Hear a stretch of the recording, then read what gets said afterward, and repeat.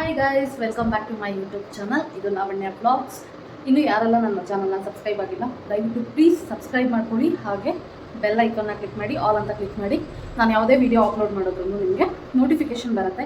ಆವಾಗ ನೀವು ನನ್ನ ವಿಡಿಯೋನ ಫಸ್ಟ್ ನೋಡ್ಬೋದು. ಓಕೆನಾ? ಇವತ್ತು ನನ್ನ ವ್ಲಾಗ್ ಏನಂದರೆ ಈವ್ನಿಂಗ್ ಟು ಮಾರ್ನಿಂಗ್ ರೊಟೀನ್. ನಾನು ಸಂಜೆಯಿಂದ ಬೆಳಗ್ಗೆವರೆಗೂ ಏನೆಲ್ಲ ಮಾಡ್ತೀನಿ ಅಂತ. ಈಗ ಟೈಮ್ ನೀವು ನೋಡಿರ್ಬೋದು 7:30 ಆಗಿದೆ. ಇವಾಗ ಕಾಫಿ ಆಯಿತು, ನಂದು ಟೀ ಮಾಡ್ಕೊಂಡು ಕುಡ್ದಾಯಿತು. ಇವಾಗ ಅಕ್ಕಿ ನೆನೆಸಿಟ್ಟಿದ್ದೀನಿ, ನಾಳೆ ಇಡ್ಲಿ ಮಾಡೋಣ ಅಂತ ಹೇಳಿ. ಅಕ್ಕಿ ರುಬ್ಬಿಡಬೇಕು. ಮತ್ತು ಪಾತ್ರೆ ಆ್ಯಸ್ ಯೂಶ್ವಲ್ ನನ್ನ ಬ್ಲಾಗ್ಸಲ್ಲಿ ಎಲ್ಲ ಡೈಲಿ ಬ್ಲಾಗ್ಸಲ್ಲೂ ನಂದು ಇದ್ದೇ ಇರುತ್ತೆ ಪಾತ್ರೆ ತೊಳೆಯೋದು. ಅದಂತೂ ಇವತ್ತು ಏನು ಕೆಲಸ ಮಾಡಿಲ್ಲ. ಹಾಗಾಗಿ ಮತ್ತು ಅಡುಗೆ ಸಾಂಬಾರಿದೆ, ರೈಸ್ ಒಂದು ಮಾಡಬೇಕು. ಫಸ್ಟ್ ಇವಾಗ ಅಕ್ಕಿ ರುಬ್ಬಿಡ್ಬೇಕು. ಇವಾಗ ಸಮ್ಮರ್ ಇರೋದ್ರಿಂದ ಸ್ವಲ್ಪ ಲೇಟಾಗಿ ರುಬ್ಬಿದ್ರೂ ಹುಳಿ ಬರುತ್ತೆ ಸರಿ. ಸೊ ಹಾಗಾಗಿ ಯೋಚನೆ ಮಾಡೋ ಹಾಗಿಲ್ಲ, ಇಲ್ಲಪ್ಪ ಬೇಗ ರುಬ್ಬಬೇಕು ಹಾಗೆ ಹೀಗೆ ಅಂತ ಎಲ್ಲ. ಎಂತ ಹಸ್ಬೆಂಡ್ ಇವಾಗ ಇಂಪನನ್ನು ಕರ್ಕೊಂಬರಕ್ಕೆ ಹೋಗಿದ್ದಾರೆ. ಇಂಪನ ಯಾರಂತ ಗೊತ್ತಲ್ಲ. ಬನ್ನಿ ಮಾತಬೇಡ, ಕೆಲಸ ಸ್ಟಾರ್ಟ್ ಮಾಡೋಣ. ಅಕ್ಕಿ ರುಬ್ಬಿಟ್ಟು ನಾಳೆ ಬೆಳಗ್ಗೆ ಇಡ್ಲಿ ಮಾಡಿ ಬೇಳೆ ಸಾಂಬಾರು ಮಾಡೋಣ ಅಂದ್ಕೊಂಡಿದ್ದೀನಿ. ಪ್ಲಸ್ ಉದ್ದಿನ ವಡೆ ಮಾಡೋಣ ಅಂತ ಅಂದ್ಕೊಂಡಿದ್ದೀನಿ. ಸೊ ಅದಕ್ಕೂ ಉದ್ದಿನ ಕಾಳು ನೆನೆಸಿಡ್ಬೇಕು ಮತ್ತು ಪಾತ್ರೆ ತೊಳಿಬೇಕು. ರೈಸ್ ಇಟ್ಬಿಟ್ಟು ಇವಾಗ ಅಕ್ಕಿ ರುಬ್ಬಿಟ್ಕೊಳ್ಳೋಣ. ಓಕೆನಾ? ಬನ್ನಿ ಹಾಗೆ ಬ್ಲಾಗ್ ಮಾಡ್ತೀನಿ. ಒಂದು ನಿಮಿಷ ಬ್ಯಾಕ್ ಕ್ಯಾಮ್ರಾ ಆನ್ ಮಾಡ್ತೀನಿ.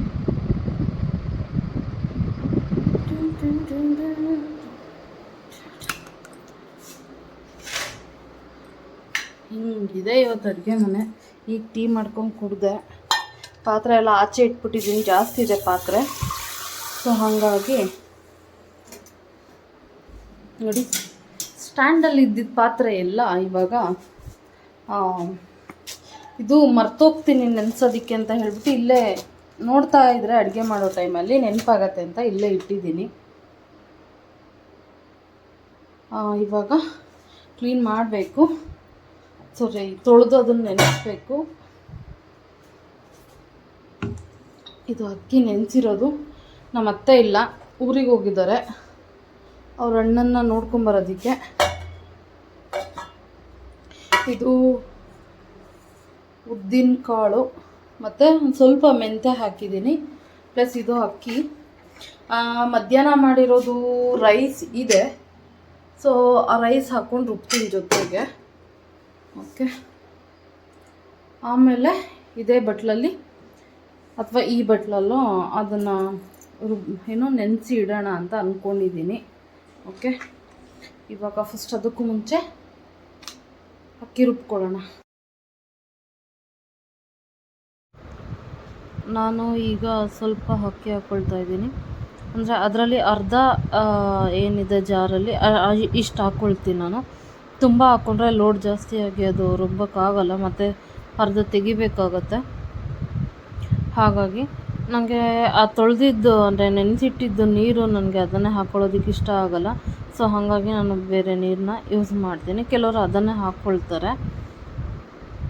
ನಾನು ಇಡ್ಲಿಗೆ ರುಬ್ತಾ ಇರೋದ್ರಿಂದ ಸ್ವಲ್ಪ ತರಿಯಾಗಿ ರುಬ್ಕೊಳ್ತೀನಿ. ನಾನು ನಮ್ಮ ಮನೆಯಲ್ಲಿ ಜಾಸ್ತಿ ಇಡ್ಲಿ ದೋಸೆ ಎಲ್ಲ ಮಾಡೋದೇ ಇಲ್ಲ. ಯಾಕಂದರೆ ನಮ್ಗೆ ಅದು ಅಕ್ಕಿ ನೆನೆಸೋದೇ ಮರ್ತೋಗುತ್ತೆ. ಬೆಳಗ್ಗೆ ನೈಟ್ ನಾನು ಬರೋ ಅಷ್ಟರಲ್ಲಿ ಟೈಮಾಗಿ ಹೋಗ್ಬಿಟ್ಟಿರುತ್ತೆ. 9:30 ಆಗಿಬಿಡುತ್ತೆ ಮನೆಗೆ. ಅಷ್ಟೊತ್ತಲ್ಲಿ ಬಂದು ನಾನು ರುಬ್ಬಿದ್ರೆ ಮತ್ತು ಅದು ಬೆಳಗ್ಗೆ ನಾನು ಬೇಗ ಟಿಫನ್ ಮಾಡಬೇಕಾಗತ್ತೆ ಆಫೀಸಿಗೆ ಹೋಗೋದ್ರಿಂದ. ಸೊ ಹಾಗಾಗಿ ರುಬ್ಬಕ್ಕೆ ಅದು ಹುಳಿ ಬಂದಿರಲ್ಲ ಹಿಟ್ಟು ಅಂತ ಹೇಳಿ ನಾನು ಏನೋ ಅಕ್ಕಿ ಜಾಸ್ತಿ ನೆನೆಸಲ್ಲ. ಅದು ಆ್ಯಕ್ಚುಲಿ ಮರ್ತೋಗುತ್ತೆ ನನಗೆ. ಇವಾಗ ಸ್ವಲ್ಪ ತರಿಯಾಗಿ ರುಬ್ಕೊಂಡಿದ್ದೀನಿ.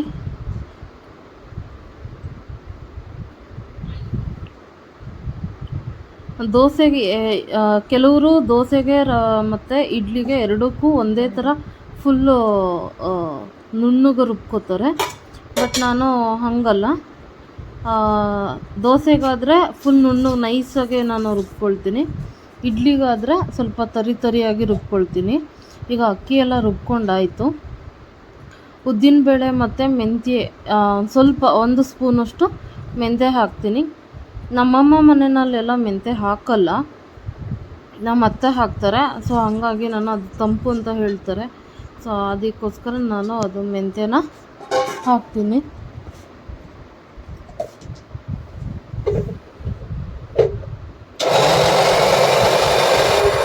ಇನ್ನು ಯಾರೆಲ್ಲ ನನ್ನ ಚಾನಲ್ನ ಸಬ್ಸ್ಕ್ರೈಬ್ ಮಾಡ್ಕೊಂಡಿಲ್ಲ ದಯವಿಟ್ಟು ಸಬ್ಸ್ಕ್ರೈಬ್ ಮಾಡ್ಕೊಂಡು ವೀಡಿಯೋಸ್ ಮಾಡಿ, ಹಾಗೆ ಕೊನೆವರೆಗೂ ವೀಡಿಯೋ ನೋಡಿ ಸಪೋರ್ಟ್ ಮಾಡಿ.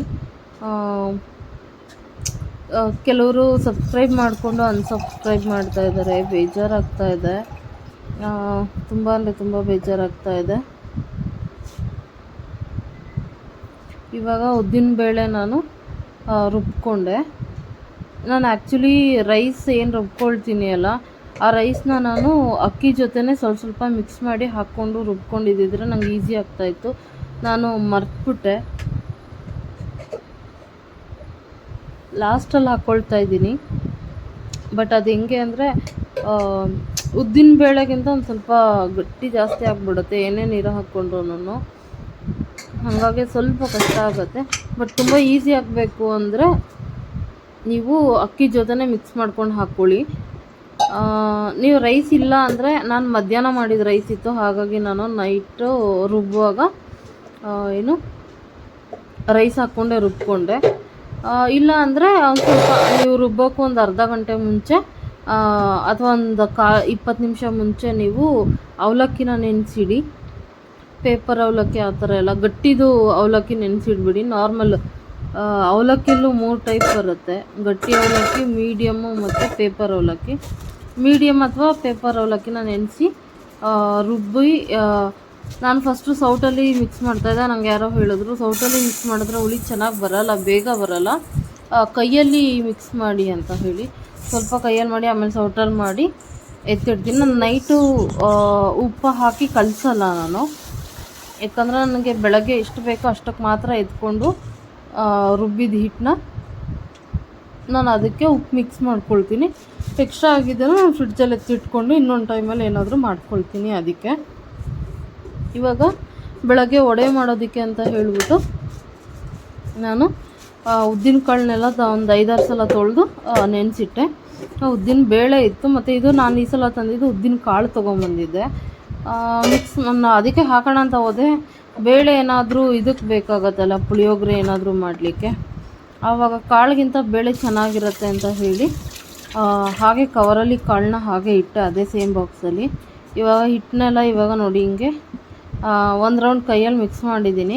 ತುಂಬ ಇರೋದ್ರಿಂದ ಅದೇನಾಗ್ತಾಯಿದೆ, ನಮ್ಮ ಕೈಯಲ್ಲಿ ನೀಟಾಗಿ ಮಿಕ್ಸ್ ಮಾಡೋಕ್ಕಾಗ್ತಾಯಿಲ್ಲ ಅಂತ ಆ್ಯಸ್ ಯೂಶ್ವಲ್ ನಾನು ಸೌಟ್ ತೊಗೊಂಡೆ ಮಿಕ್ಸ್ ಮಾಡ್ತಾಯಿದ್ದೀನಿ. ಸ್ವಲ್ಪ ಗಟ್ಟಿನೇ ರುಬ್ಬಿಟ್ಟಿದ್ದೆ.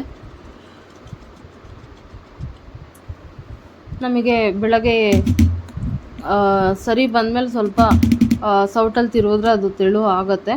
ಹಾಗೂ ಗಟ್ಟಿ ಇತ್ತು ಅಂದರೆ ಬೇಕಂದರೆ ನಾವು ಸ್ವಲ್ಪ ನೀರು ಹಾಕ್ಕೊಂಡು ಮಿಕ್ಸ್ ಮಾಡ್ಕೊಳ್ಬೋದು. ಇವಾಗ ಮುಚ್ಚಿ ಎತ್ತಿಟ್ಟೆ. ಆ್ಯಕ್ಚುಲಿ ನಾನು ಕೆಳಗಡೆ ಏನೂ ಇಟ್ಟೇ ಇರಲಿಲ್ಲ ಪಾತ್ರೆ, ಆಮೇಲೆ ಮಧ್ಯರಾತ್ರಿ ನೆನಪಾಯಿತು, ಆಮೇಲೆ ಬಂದು ಬಾಣಲಿ ಎತ್ತಿಟ್ಟು ಇದು ಮಾಡಿದೆ. ಈಗ ಸ್ವಲ್ಪ ಅದು ರೈಸ್ ಉಳಿದಿತ್ತಲ್ಲ, ರುಬ್ಬಿ ಉಳಿದಿದ್ದನ್ನು ಒಂಚೂರನ್ನ ಎತ್ತಿಟ್ಟು ಅದೇ ಕುಕ್ಕರಲ್ಲಿ ಇವಾಗ ನಾನು ರೈಸ್ ಮಾಡೋಣ. ಸಾಂಬಾರು ಇತ್ತು, ಬಿಸಿ ಮಾಡಿ ಇಟ್ಟಿದ್ದೆ, ಮೊಸಪ್ಪು ಸಾಂಬಾರು ಮಾಡಿದ್ದು.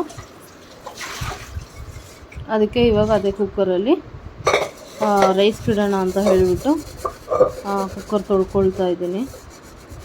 ಮನೆಯಲ್ಲಿದ್ದರೆ ಕೆಲಸನೇ ಸಾಕಾಗಲ್ಲ. ಇರೋದು ಒಂದೇ ಸಂಡೇ ರಜಾ ಇರುತ್ತೆ, ಒಂಥರ ಹಿಂಸೆ ಆಗ್ತಾ ಇರುತ್ತೆ. ಆ್ಯಕ್ಚುಲಿ ನಾನು ಈ ಸಲ 3-4 ಡೇಸ್ ನನಗೆ ಫ್ರೈಡೇ ವೋಟಿಂಗ್ ಇತ್ತಂತ ಹೇಳಿ ರಜಾ ಕೊಟ್ಟಿದ್ರು ಆಫೀಸಿಂದ. ಸ್ಯಾಟರ್ಡೆ ನಾನೇ ಹಾಕ್ಕೊಂಬಿಟ್ಟಿದ್ದೆ.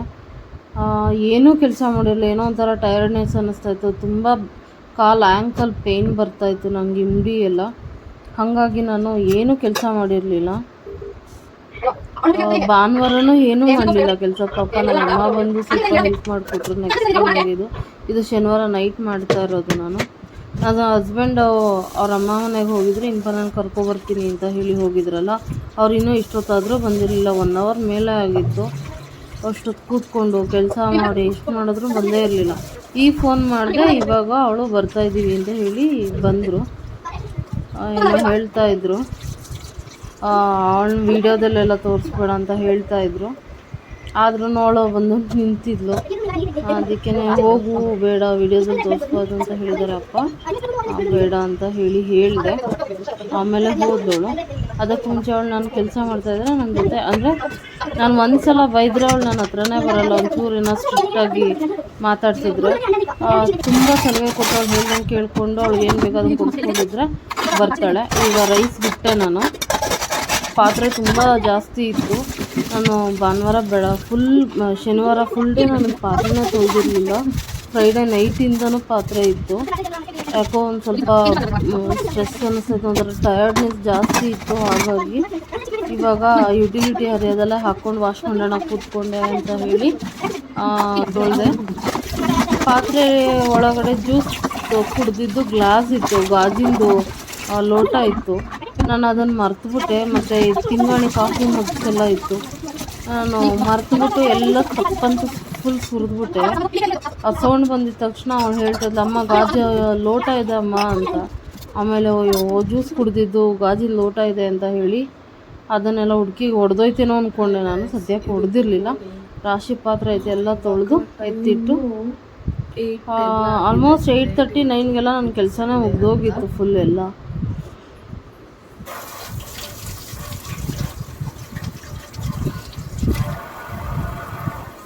ಇವಾಗ ಬೆಳಗ್ಗೆ ಎದ್ದು ನಾನು ಸಾಂಬಾರು ಮಾಡೋದಕ್ಕೆ ಬೇಳೆ ಸಾಂಬಾರು, ಇಡ್ಲಿಗೆ ಬೇಳೆ ಸಾಂಬಾರು ಮಾಡೋಣ ಅಂತ ಹೇಳಿ ಟೊಮೊಟೊ ಮತ್ತು ಬೇಳೆ ಬೇಯಕ್ಕೆ ಇಟ್ಬಿಡೋಣ ಅಂತ ಹೇಳಿ ಟೊಮೊಟೊನ ನೀಟಾಗಿ ತೊಳ್ಕೊಳ್ತಾ ಇದ್ದೀನಿ.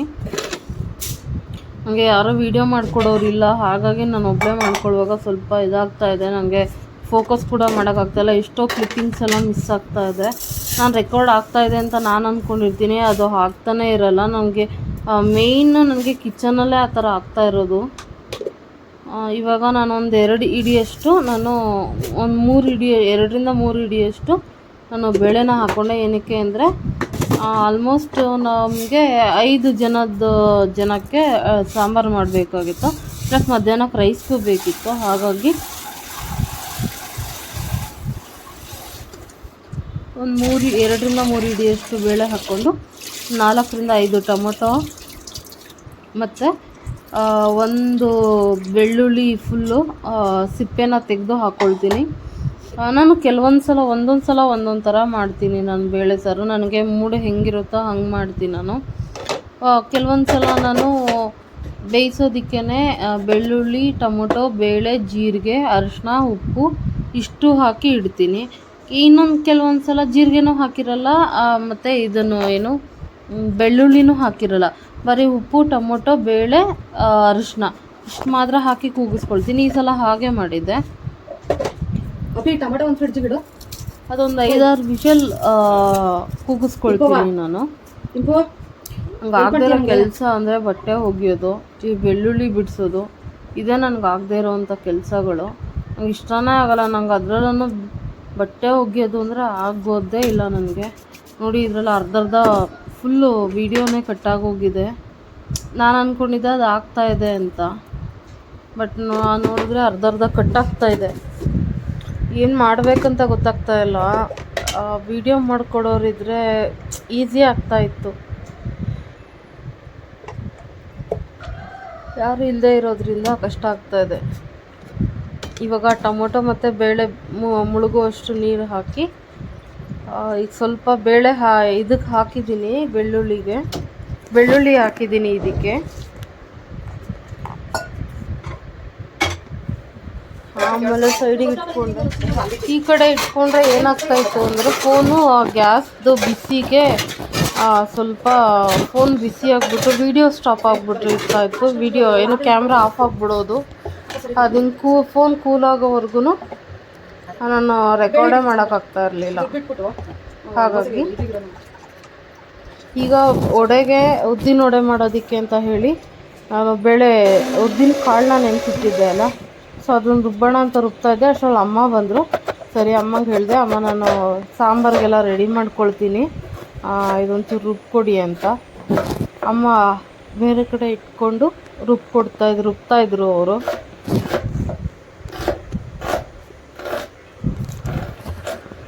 ಏನಕ್ಕೆ ವಾಯ್ಸ್ ಓವರ್ ಕೊಡ್ತಾಯಿದ್ದೀನಿ ಈ ವಿಡಿಯೋಗೆ ಅಂದರೆ, ನನ್ನ ಹಸ್ಬೆಂಡ್ ಮತ್ತು ಇಂಪನ ಎರಡೂ ಮೊಬೈಲ್ ಒಂದೊಂದು ಮೊಬೈಲ್ ಇಟ್ಕೊಂಡು ಜೋರು ಸೌಂಡ್ ಇಟ್ಕೊಂಡು ಸಾಂಗ್ಸ್ ಶಾರ್ಟ್ಸ್ ವೀಡಿಯೋಸ್ ನೋಡ್ತಾಯಿದ್ರು.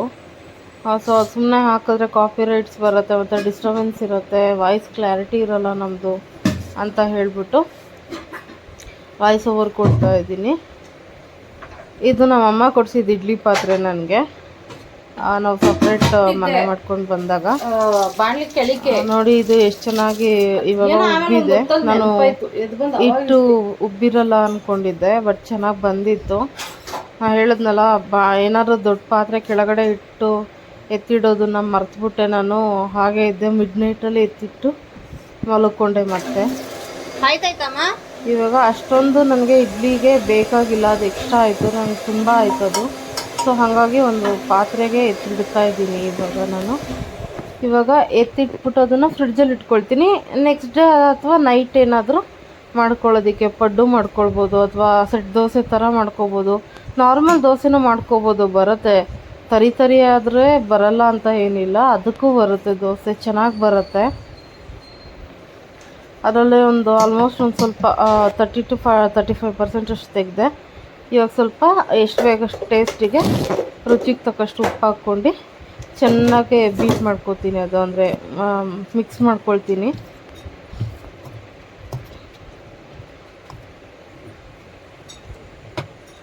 ನನಗೆ ಇಡ್ಲಿ ಇಷ್ಟನೇ ಆಗಲ್ಲ, ನನಗೆ ಇಡ್ಲಿ ಇಷ್ಟ ಇಲ್ಲ. ಬಟ್ ಸಾಂಬಾರಿಗೆ ದೋಸೆ ಜೊತೆ ಇದನ್ನು ಮಾಡಿದ್ರೆ ಚೆನ್ನಾಗಿರಲ್ಲ. ಉದ್ದಿನ ವಡೆ ಮಾಡೋದಕ್ಕೋಸ್ಕರ ನಾನು ಇಡ್ಲಿ ಮಾಡಿದ್ದು, ಮತ್ತು ಜಾಸ್ತಿ ನಮ್ಮ ಮಾವ ಮನೆಗೂ ಕೊಡಬೇಕಿತ್ತು, ಅದಕ್ಕೋಸ್ಕರ ಸುಮ್ಮನೆ ಆದೆ.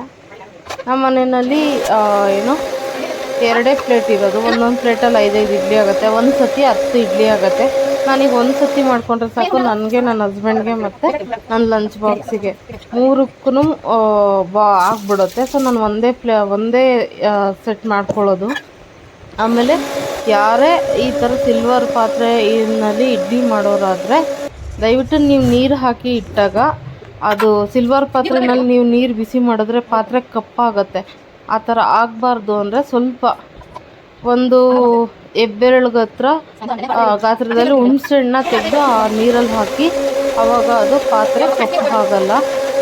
ಅದನ್ನು ಫಾಲೋ ಮಾಡಿ, ಅದನ್ನು ನಿಜ ಚೆನ್ನಾಗಿದೆ, ವರ್ಕ್ ಆಗುತ್ತೆ. ಅದು ನನ್ನ ಅಮ್ಮ ಹೇಳ್ಕೊಟ್ಟಿದ್ದು ನನಗೆ. ಸೊ ನಾನು ಅವಾಗಿಂದನೂ ಅದನ್ನೇ ಫಾಲೋ ಮಾಡ್ತೀನಿ. ನನ್ನ ಮದುವೆ ಆದಾಗಿಂದನೂ ಆಲ್ಮೋಸ್ಟ್ 6 ಇಯರ್ಸಿಂದನೂ ನಾನು ಇದನ್ನೇ ಫಾಲೋ ಮಾಡ್ತೀನಿ. ಇವಾಗ ಎಲ್ಲದಕ್ಕೂ ಎಣ್ಣೆ ಹಚ್ಚಿ ಇವಾಗ ಎಲ್ಲದಕ್ಕೂ ಹಿಟ್ಟು ಹಾಕ್ಕೊಂಡಿದ್ದೀನಿ. ಅದು ಹೊಸದಿರೋದ್ರಿಂದ ಟೈಟ್ ಇದೆ. ಇದು 2ನೇ ಸಲ ಏನೋ ಅಷ್ಟೇ ಈ ಪಾತ್ರೆನಲ್ಲಿ ನಾನು ಮಾಡ್ತಾ ಇರೋದು.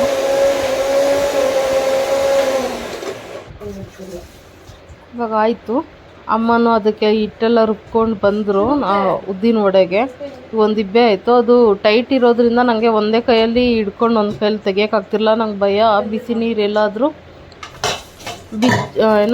ಹಾರಿಬಿಟ್ರೆ ಅಂತ ಹೇಳಿ. ಈಗ ಅಮ್ಮ ಅದನ್ನು ಹಿಡ್ಕೊಂಡು ಸಪೋರ್ಟ್ ತೊಗೊಂಡು ತೆಗ್ದೆ.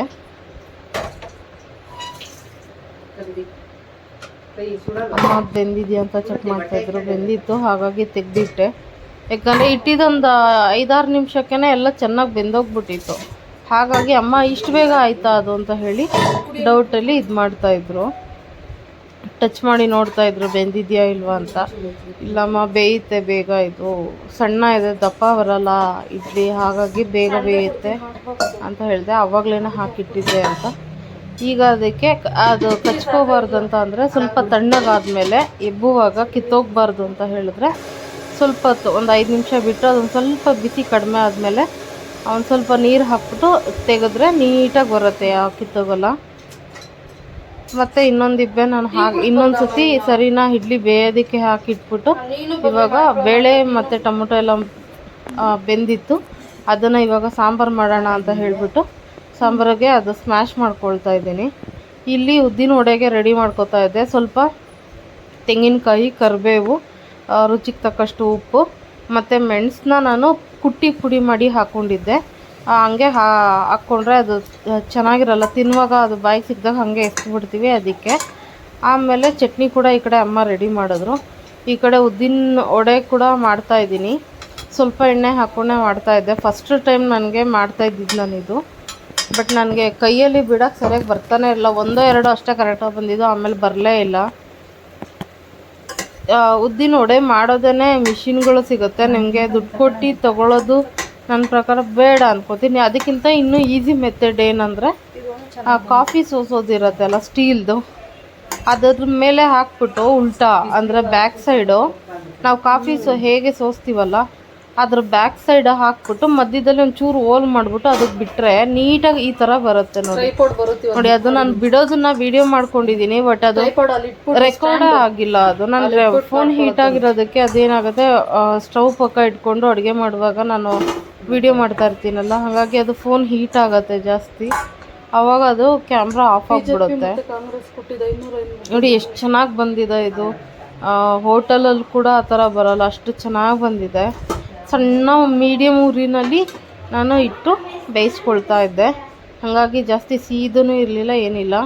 ತುಂಬ ಅಂದರೆ ತುಂಬ ಕ್ರಿಸ್ಪಿಯಾಗಿ ಬಂದಿತ್ತು ಇದು. ಒಳಗಡೆ ಸ್ಮೂತು, ಔಟ್ಸೈಡು ತುಂಬ ಕ್ರಿಸ್ಪಿಯಾಗಿ ಬಂದಿತ್ತು. ನನಗಂತೂ ತುಂಬ ಇಷ್ಟ ಆಯಿತು. ಬೇಳೆ ಸಾರು ಚಟ್ನಿ ಜೊತೆ ತಿಂತಾ ಇದ್ದಾಗ ಇಷ್ಟು ಚೆನ್ನಾಗಿರ್ತಾಯಿತ್ತು ಅಂದರೆ, ನೋಡ್ತಾ ಇರ್ಬೋದು ನಿಮಗೆ ವಿಡಿಯೋನಲ್ಲಿ ಗೊತ್ತಾಗ್ತಾ ಇದೆ ಹೇಗಿದೆ, ಕಾಣಿಸ್ತಾ ಇದೆ ಅಂತ ಹೇಳಿ. ನನಗಂತೂ ನಾನು ಫಸ್ಟ್ ಟೈಮ್ ಟ್ರೈ ಮಾಡಿದ್ದೆ ಆ್ಯಕ್ಚುಲಿ. ಅದು ಬಿಡೋಕ್ಕೆ ಬರಲ್ಲ ಅಂತ ಹೇಳಿ ನಾನು